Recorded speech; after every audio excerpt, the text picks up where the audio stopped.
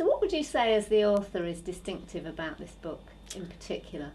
Well, I was asked to write a book about the concept of poverty, and that allowed me to think about poverty not simply as it's often thought about in terms of kind of material definitions or how we measure it, but what poverty means both to people who live in poverty and to people without experience of poverty. And it allowed me to think about what I've called the symbolic, cultural, non-material aspects of poverty, representations of poverty.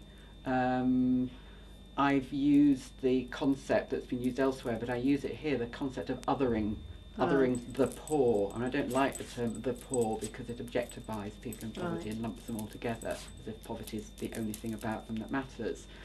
But the notion of othering is to get across the way the rest of society, be it through the media, be it politicians, be it service professionals, officials, treat people in poverty as other to us, to them.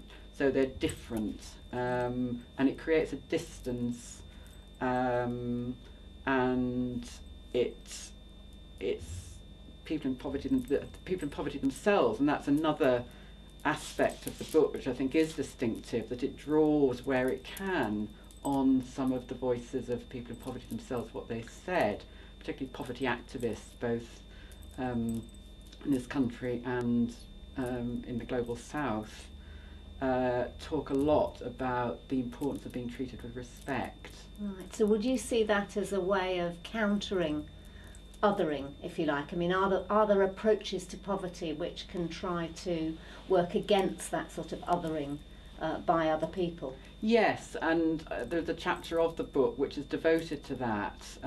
Again, coming out of some of the discourses of poverty activists. So increasingly the politics of poverty, I argue in the book, is a politics of recognition and respect as well as a politics of redistribution. It has to be both. And I talk about human rights, citizenship, voice and participation, which are all kind of positive banners under which, in a sense, people in poverty can organise. And it's very difficult. One of the arguments in the book, I mean, I try to make clear that people in poverty shouldn't simply be seen as passive victims, but that they have agency and they exercise that agency in various ways. Exercising it politically is very difficult because people don't want to identify as poor. Is that part of the problem? I mean, is that part of the issue of voice? What does voice mean in that context?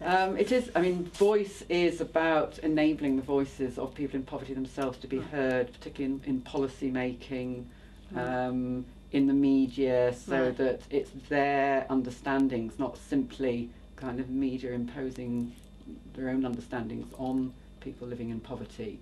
But it's the reluctance to identify goes back to, in a sense, the othering, because poverty, and I talk about this quite a lot in the book, is it's such a stigmatised condition in our society, well, in most societies, but I think in particularly in societies that have a kind of history that we have of the deserving and the undeserving poor. Right.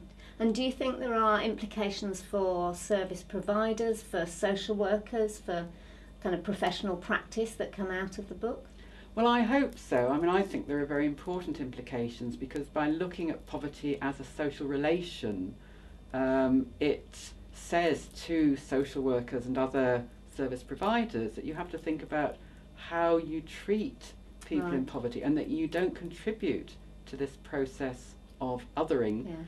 And indeed, I mean, not coming out of my book, but very relevant to it, is the work that ATD Fourth World, a human rights organisation for some of the very poorest people, Royal Holloway and Family Rights Group, have been developing social work courses where people with experience of poverty are involved in training social workers. And the concept they use is that of povertyism, which is very similar in a sense to my notion of othering. Yes, and they're trying to counter povertyism by involving people in poverty in the training. Exactly. Right. And And I think the book, I mean, I've found that people like in Glasgow Poverty Alliance have found that notion of othering a really helpful Yes. way to think about the way officials, professionals and so forth do treat people living in poverty, and therefore it's really important that I think training is partly about how you combat that and make sure that you don't contribute to it yourself. I suppose lastly, I mean, some people might say that putting the emphasis on othering and on respect and recognition and the non-material downgrades the importance of actually, you know, the lack of resources, which is the usual emphasis in poverty books.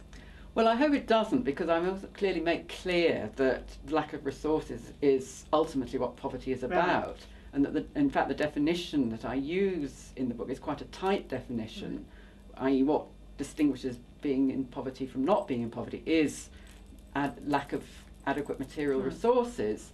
So, and the book ends arguing that we need a politics of redistribution and recognition. But I think what is interesting is when some of the literature from groups like ATD Fourth World, and when people are asked what is the worst thing about being poor, actually what they sometimes say isn't not having enough money to get through the week, which obviously is really bad thing about being poor, but being treated with contempt by other people, and being treated as if you don't matter. So the book is trying to reflect back what the people with experience of poverty themselves are saying.